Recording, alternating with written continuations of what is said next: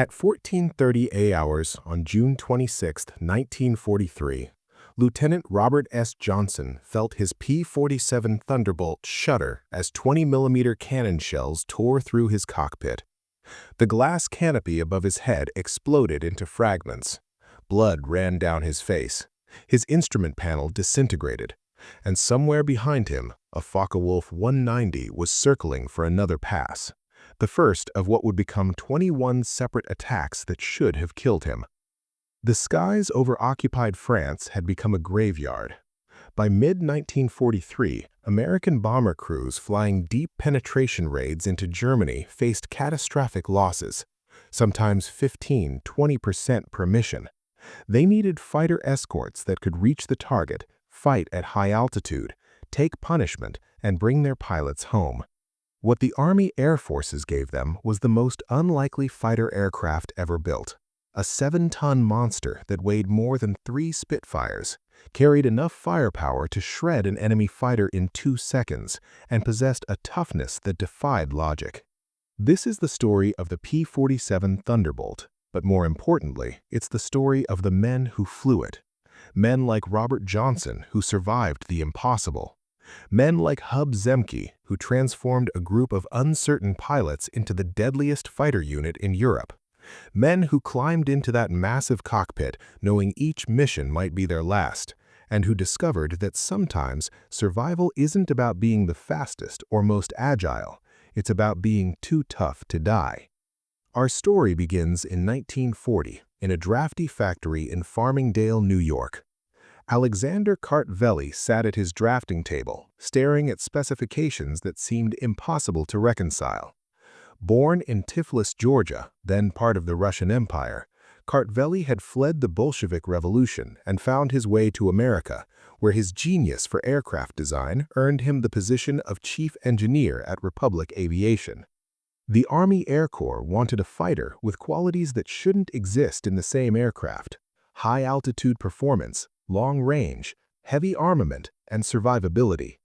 Every design principle said you had to compromise, pick your priorities, and sacrifice the rest.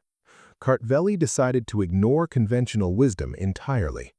His radical approach centered on the most powerful engine available, the Pratt & Whitney R2800 Double Wasp, a massive 18-cylinder radial engine producing over 2,000 horsepower.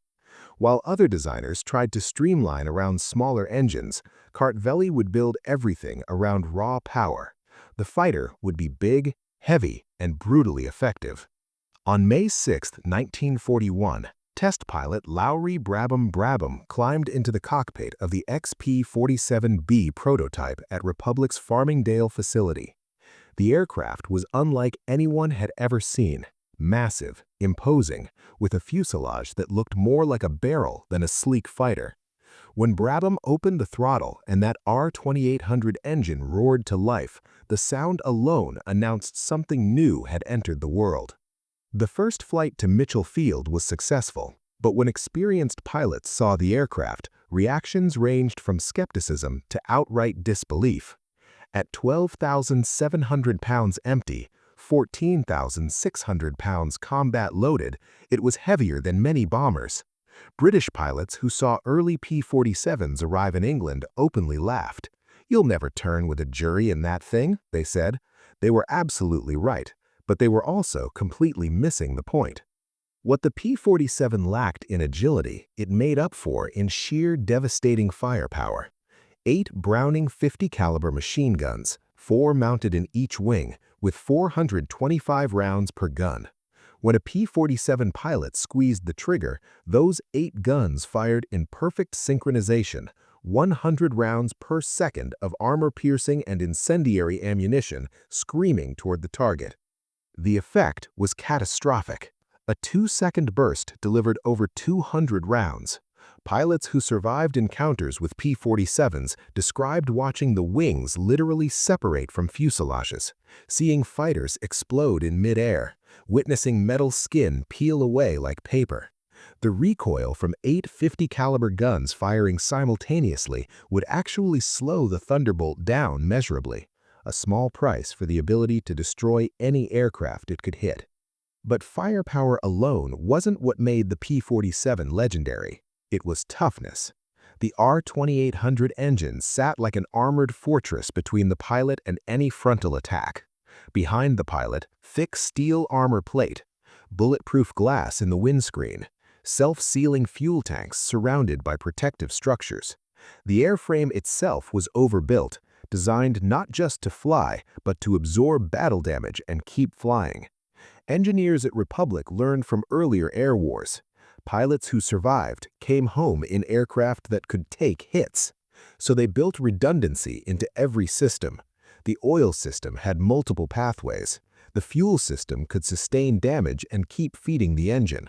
The massive radial engine could lose cylinders and continue running. It was engineering philosophy transformed into metal and determination. The first P-47 combat mission took place on March 10, 1943, when the 4th Fighter Group took their Thunderbolts on a fighter sweep over France. It was a disaster. Radio malfunctions plagued the formation. No contact with enemy aircraft. The pilots returned frustrated and embarrassed. After refitting with British radios, missions resumed on April 8th. Then, on April 15, 1943, Major Don Blakesley of the 4th Fighter Group spotted a Focke-Wulf 190 below him. He dove, fired, and became the first pilot in history to shoot down an enemy aircraft with a P-47 Thunderbolt. But the learning curve was steep and paid in blood. Luftwaffe pilots were experienced, disciplined, and flying on home territory. They knew how to exploit the P-47's weaknesses. Its poor low-altitude performance, its heavy weight in turns, the relatively short range of early models. American pilots trained for traditional dogfighting found themselves outmaneuvered by lighter, more agile German fighters. The 56th Fighter Group arrived in England in January 1943 under the command of Colonel Hub Zemke, a disciplined, no-nonsense leader who understood that the P-47 needed entirely new tactics. While other groups complained about the Thunderbolt and wanted to trade them for Spitfires or Mustangs, Zemke saw potential. He drilled his pilots relentlessly on a new doctrine: boom and zoom. Use altitude, use dive speed where the P-47 was untouchable. Use those 8 guns to deliver devastating fire in a single pass. Then use the powerful R-2800 engine to climb back to altitude before the enemy could respond. Don't try to dogfight. Don't turn with enemy fighters. Be a predator, not a dancer. June 26, 1943, Lieutenant Robert S. Johnson of the 56th Fighter Group was escorting B-17 bombers deep over occupied France. At 25,000 feet, the air was thin and bitterly cold. Johnson had flown dozens of missions by this point, but combat never became routine. Every mission brought new dangers, new ways to die. The bomber formation was under attack. Johnson spotted 2 Focke-Wulf 190s diving on a straggling B-17 with a damaged engine. Without hesitation, he broke formation and dove to intercept. Speed built rapidly, 400 miles an hour, 450, 480. The P-47 accelerated like a rocket in a dive. Johnson positioned himself behind the nearest 190 and opened fire. But in his focus on saving the bomber, he'd made a fatal mistake. He'd lost sightual awareness. Another Focke-Wulf 190, piloted by German ace Oberlieutenant Egon Meyer, dropped onto Johnson's tail. The first burst was devastatingly accurate.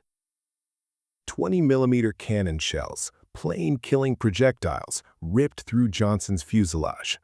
The glass canopy above his head shattered, sending razor-sharp fragments flying through the cockpit. Wind screamed through the holes at 25,000 feet. One shell grazed his nose.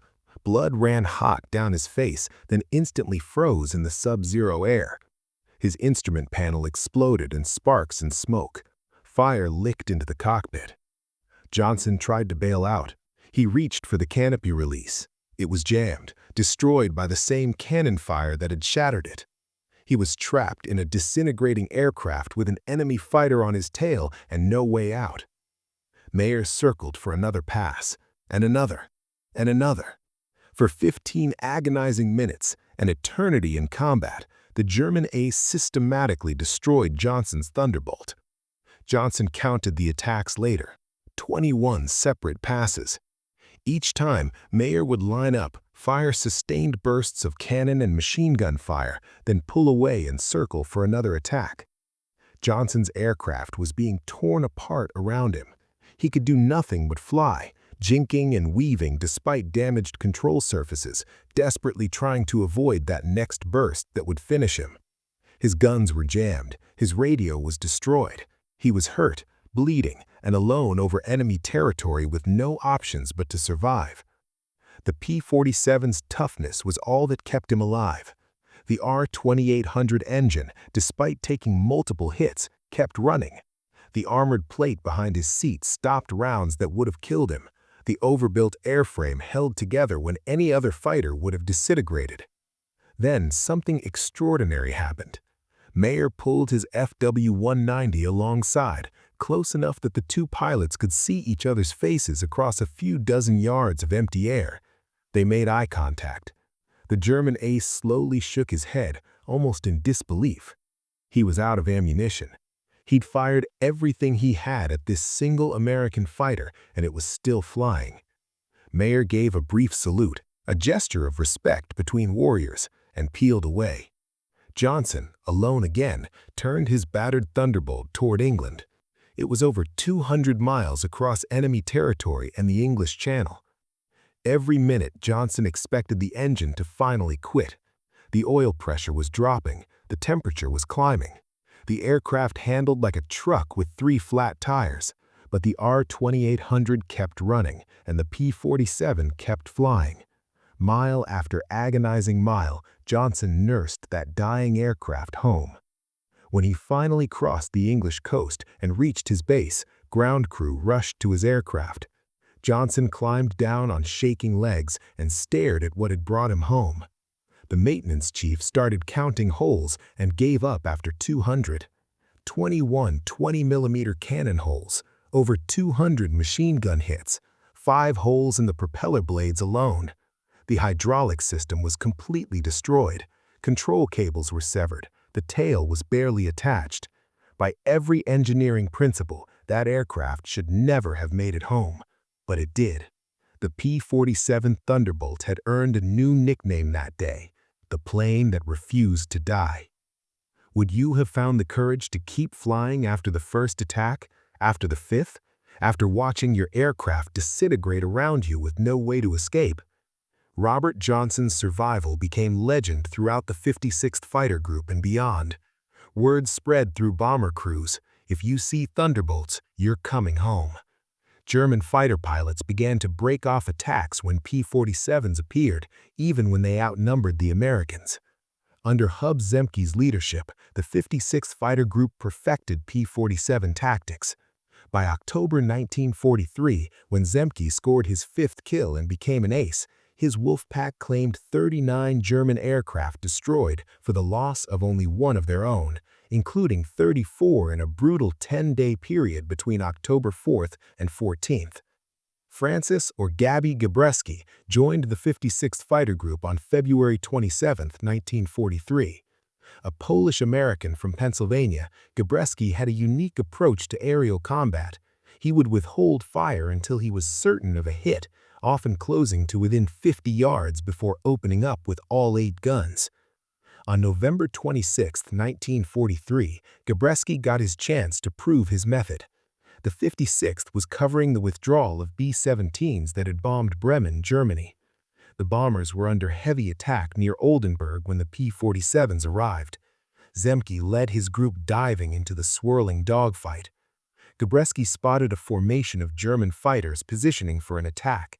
He went there alone, diving into the formation, singled out the lead aircraft, and fired from close range. The German fighter disintegrated. Debris from the explosion damaged Gabreski's own aircraft, but he pressed on, spotting another enemy fighter and destroying it before rejoining his flight. 2 kills in 1 mission. Gabreski was now an ace. He would go on to become the top American ace in Europe with 28 confirmed kills, all in P-47 Thunderbolts. By early 1944, the air war had reached a critical phase. The invasion of Normandy was coming, and Allied air superiority over Europe was essential.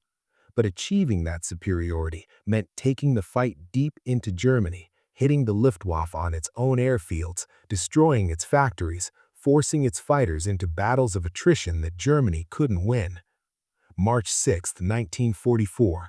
Colonel Hub Zemke briefed his 56th Fighter Group pilots before dawn. The target? Berlin. Over 500 miles deep into Germany, defended by everything the Luftwaffe had left: experienced pilots, massive flak concentrations, fighters stationed specifically to defend the Reich capital. The P-47s now had extended range thanks to drop tanks, but the margin for error was razor thin. Get hit, use too much fuel in combat, or have any mechanical issue, and you wouldn't make it back. The last group that attempted a Berlin escort lost 6 aircraft. At 08:20 hours, Zemke led his P-47s off the runway and turned east toward Germany. The flight across occupied Europe was tense. Below, the patchwork of French countryside gave way to German industrial cities. Then, approaching Berlin, the sky turned black with flak. Thousands of 88mm anti-aircraft guns fired in coordinated barrages. You couldn't dodge flak, you could only fly straight, maintain formation, and pray. The sound inside the cockpit was constant, explosions close enough to shake the aircraft, shrapnel pinging off metal. Then the Luftwaffe arrived. Yellow-nosed Messerschmitt 190s and Focke-Wulf 190s defending their homeland with desperate courage. The radio exploded with calls. "Bandits high, break left, I've got 2 on my tail." Zemke spotted a formation of German fighters positioning for an attack on the bombers. He pushed his throttle forward, leading 8 P-47s in a diving attack at over 500 miles per hour. At that speed, the Thunderbolt was unstoppable. Zemke's burst hit the FW-190 dead center. The German fighter exploded. The engagement lasted minutes that felt like hours. Zemke personally destroyed 2 German aircraft and probably destroyed another. He attacked German airfields through heavy flak, destroying 1 aircraft on the ground and damaging hangars and buildings. His leadership and cool, calculated courage under fire would earn him the Distinguished Service Cross. The 56th Fighter Group made it home, but Zemke's Berlin mission proved what many had doubted. The P-47 could go anywhere, fight anyone, and bring its pilots back. The Thunderbolt had become more than a fighter. It was a statement of American resolve and industrial might. As Allied air superiority over Europe became established in 1944, the P-47 evolved into perhaps the most effective ground attack aircraft of the war. Its ability to carry bombs and rockets, combined with its toughness and 8.50 caliber guns, transformed it into a tank killer that German armored forces learned to fear. The 405th Fighter Group, redesignated from a dive bomber group, trained on P-47s and arrived in England in February-March 1944. They became operational on April 11, 1944, just in time for the pre-D-Day buildup. After D-Day, P-47s prowled the skies over France, hunting German armor and vehicles. A P-47 configured for ground attack could carry a 500-pound bomb under each wing, plus rockets, plus its 8 machine guns. The .50 caliber rounds could penetrate the thin top armor of German tanks. The rockets could destroy anything short of the heaviest tanks. On July 29, 1944, near the French town of Rancy, the 405th Fighter Group discovered a German column trapped by American armored divisions. From 3:10 p.m. until 9:40 p.m., P-47s attacked in relays, bombing and strafing the trapped vehicles. Ground investigators later found 66 tanks, 204 vehicles, and 11 guns destroyed in that single engagement. But ground attack was perhaps the most dangerous mission a P-47 pilot could fly. Coming in low, sometimes just 50 feet above the ground at 350 miles per hour, everything shot at you. Rifles, machine guns, 20mm flak guns, everything. Unlike air-to-air combat where you fought skilled opponents on more or less equal terms, ground attack meant flying through walls of fire with nowhere to hide.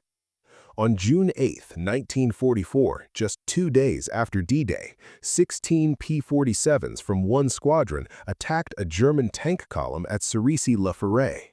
They scored direct hits, leaving multiple tanks burning. But the cost was severe. All 3 attacking aircraft were badly shot up by flak, and 2 crashed. One pilot died.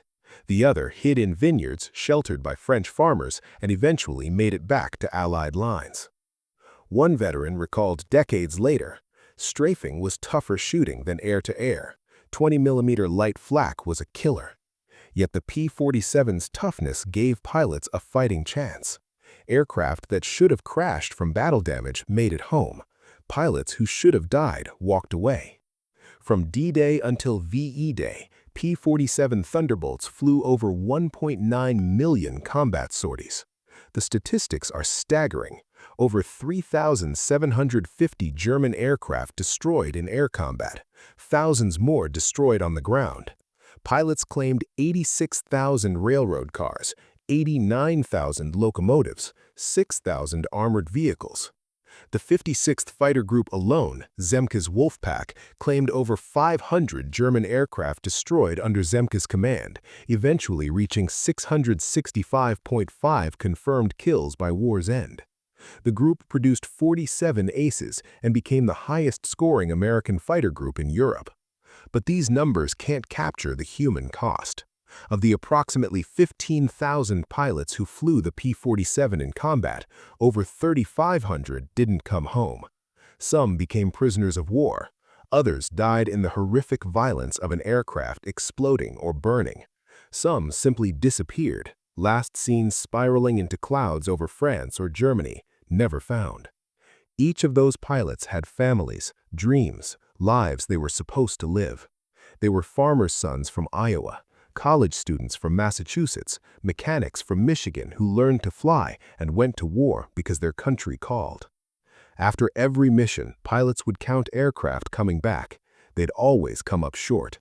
Then came debriefing, where you'd find out who didn't make it. Sometimes it was your wingman, sometimes your best friend. You'd write letters to their families, clean out their lockers, and try not to think about tomorrow's mission. The P-47 community developed rituals and superstitions, lucky scarves, specific pre-flight routines, the way you touched your aircraft before climbing in. These weren't quirks, they were attempts to impose order on chaos, to find some measure of control when death could come instantly and randomly. Walker Bud Mahurin joined the 56th Fighter Group in July 1942 and arrived in England in January 1944. His combat career had an inauspicious start. On August 12, 1943, he flew too close to a B-17, got caught in prop wash, and his P-47's propeller severed the bomber's tail. Both aircraft were destroyed, though both pilots survived. But Mahurin learned. On August 17, 1943, during the infamous Schweinfurt-Regensburg raid, he shot down 2 FW-190s while escorting B-17s over Belgium. By the time he was shot down over occupied France in March 1944, he had scored 19.75 kills. He evaded capture with help from the French resistance and was picked up by an RAF Lysander. What's remarkable about Mahurin's story isn't just his skill, it's his dedication to the P-47 and what it represented. Even after being shot down, even after enduring torture as a POW in Korea years later, he never forgot what that machine meant to the men who flew it. It was a lifeline, a weapon, and a promise that if you did your job, it would bring you home. Francis Gabreski's final mission came on July 20, 1944, when he was supposed to be rotating home. He convinced his superiors to let him fly one more mission. While strafing a German airfield, his P-47 struck the ground. He crash-landed and was captured, spending the rest of the war as a prisoner at Stalag Luft 1. By that point, Gabreski had 28 confirmed kills, all in P-47s. After the war, he would fly F-86 Sabres in Korea and score 6.5 more kills, becoming one of only 7 American pilots to be an ace in both World War II and Korea. But he always maintained that his P-47 years with the 56th Fighter Group were the defining period of his life. Robert S. Johnson, the pilot who survived Egon Mayer's impossible attack on June 26, 1943, flew his last combat mission on May 8, 1944. He finished the war with 27 confirmed kills, second only to Gabreski in the European theater. But numbers don't capture Johnson's real achievement. He became a symbol of what the P-47 represented: toughness, determination, and the refusal to quit even when all logic said you were already dead. Johnson kept a piece of his battle-damaged Thunderbolt for the rest of his life, a section of wing with bullet holes. When visitors asked about it, he would run his fingers over the scarred metal and say simply, "She saved my life." Robert Johnson died on December 27, 1998, at age 78. Hub Zemke passed in 1994. Francis Gabreski lived until 2002. One by one, the men who flew the Thunderbolt are passing into history. Each year, fewer remain to tell their stories. Today, fewer than 10 P-47 Thunderbolts remain in flying condition. Each one is maintained by dedicated volunteers who understand these aren't just machines, they're monuments to the men who flew them. At air shows, when a restored Thunderbolt's R-2800 engine starts with that distinctive roar, veterans in the crowd sometimes weep. The P-47 wasn't graceful, it wasn't elegant. It was too heavy, too big, too much by every conventional measure. But it was effective, it was tough, and it brought its pilots home when other fighters would have become their coffins. More than 15,600 P-47 Thunderbolts were built during World War II, making it the most produced American fighter of the war. They served in every theater: Europe, the Pacific, the Mediterranean. They fought from 1943 until the war's end. But beyond the statistics and the combat records, the P-47 story raises questions worth considering. What does it mean to build a weapon so effective that it saves lives? When engineers at Republic Aviation designed redundant systems and heavy armor, they weren't thinking abstractly. They were imagining real pilots, real people who might survive because of their decisions. When Alexander Kartveli chose to build big instead of small, heavy instead of light, he was betting that raw power and toughness would matter more than elegance. History proved him right. But it was the pilots, men like Johnson, Zemke, Gabreski, and thousands whose names we'll never know, who validated that bet with their courage. Could you have made the decision to climb into that cockpit, mission after mission, knowing the odds? Knowing that some of your friends wouldn't come back? Knowing that next mission might be the one where your luck ran out? The P-47 Thunderbolt was more than a fighter aircraft. It was a statement about American industrial capacity, about engineering philosophy, and about the men who fought in history's most destructive conflict. It represented a simple promise: if you do your job, we'll build you something that gives you a fighting chance to come home. The roar of a Pratt & Whitney R-2800 engine at full power is unforgettable, a deep, thunderous sound that shakes the ground and resonates in your chest.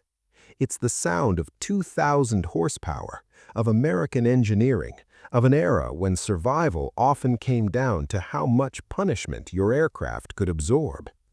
That sound is fading from the world. The veterans are almost gone. The aircraft are museum pieces and airshow attractions. But the story of innovation and courage, of impossible survival and terrible sacrifice, that story endures. It reminds us that ordinary people can accomplish extraordinary things when pushed to their limits, that sometimes survival isn't about being the fastest or most agile, it's about being tough enough to take the hits and keep going. That bravery isn't the absence of fear, it's climbing into that cockpit despite the fear, because others are depending on you. The P-47 Thunderbolt flew into history's storm and brought its pilots home. 7 tons of American determination, 8 guns blazing, refusing to die. That's a legacy worth remembering. As you think about these stories, about Robert Johnson nursing a dying aircraft across 200 miles of enemy territory, about Zemke leading his wolf pack into the heart of the Reich, about Gabreski closing to point-blank range because he wanted to be certain, ask yourself, what would you have done in their place? Where would you have found the courage? The P-47 can't answer those questions, but perhaps asking them is how we honor the men who flew into hell and somehow found their way home. Thousands didn't come home, but thousands did, because this airplane refused to die.